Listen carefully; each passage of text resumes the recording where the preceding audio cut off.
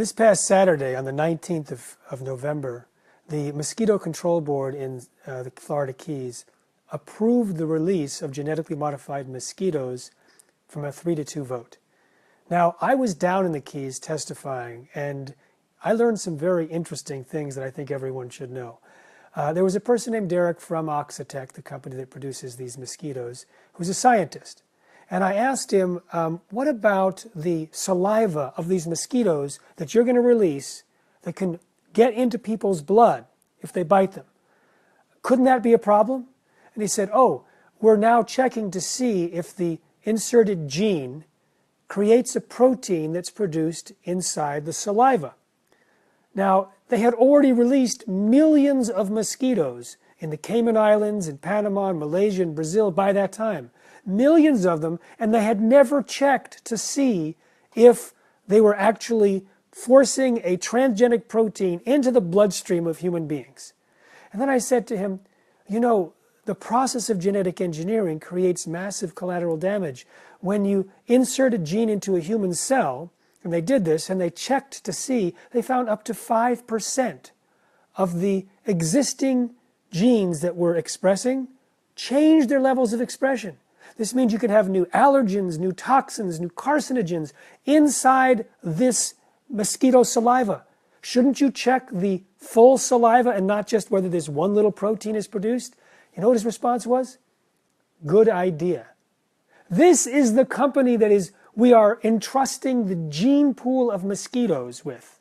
And when they don't check the data that we need them to check. They don't care about what happens if the bats eat the genetically modified mosquitoes. They tried to introduce an olive fly in Europe, and they were asked, well, what happens if the larva in the olives is eaten by humans? What could happen? They went, oh, and they withdrew their application. So they don't check the data that's needed, and when they do have data, they lie about it. They lie. They said, oh, don't worry, we're only releasing male mosquitoes. Wrong. They're releasing the females as well, a smaller number, and it's the females that bite.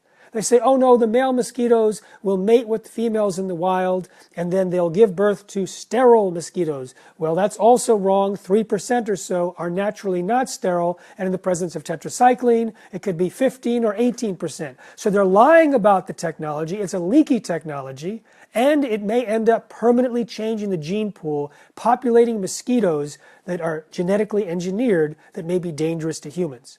And if it happens to wipe out the Aedes aegypti mosquito, which is what it's designed to do, which carries the dengue, which carries the Zika, then it will end up potentially creating an ecological niche that can be available for the Asian tiger mosquito, which is even worse than the Aedes aegypti.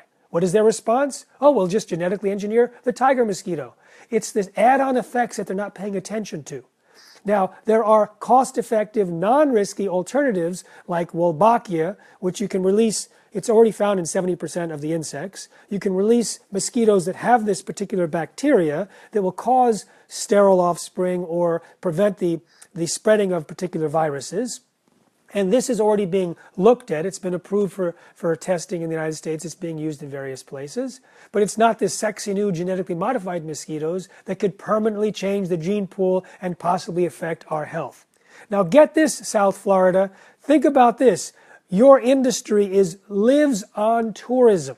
Now, right now, you're all up in arms with Zika, and the recent evidence shows it's not the big emergency that they thought of. The amount of kids with defects is mostly in one place in Brazil, so it's probably either not the Zika at all or Zika in relationship to something else. And so you're concerned about tourism if you have Zika in the area. I get that. Now consider this.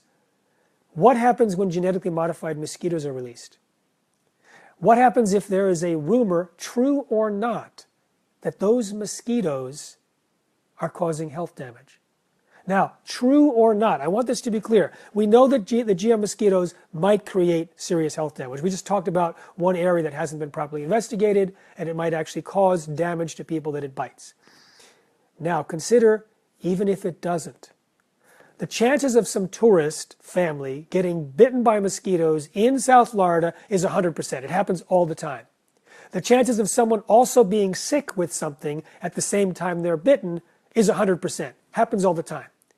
Now, what happens if some child gets bitten by a mosquito and soon after contracts something that the parents think may be related to the genetically modified mosquito. And let's say it gets picked up by the National Enquirer.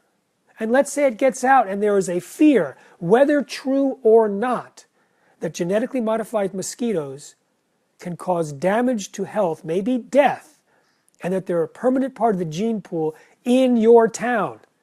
You talk about protecting tourism. You want to protect tourism? Protect it by banning genetically modified mosquitoes.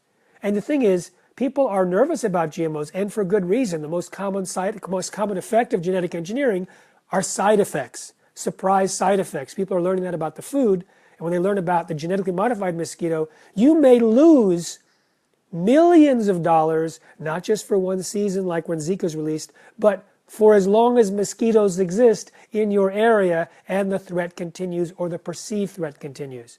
So, whether you're for protecting tourism or protecting the health of the population or eradicating dangerous mosquitoes in a balanced way, genetically modified mosquitoes are not the answer, South Florida. Get it together. So for all of us concerned about visiting the Keys, it hasn't been released yet.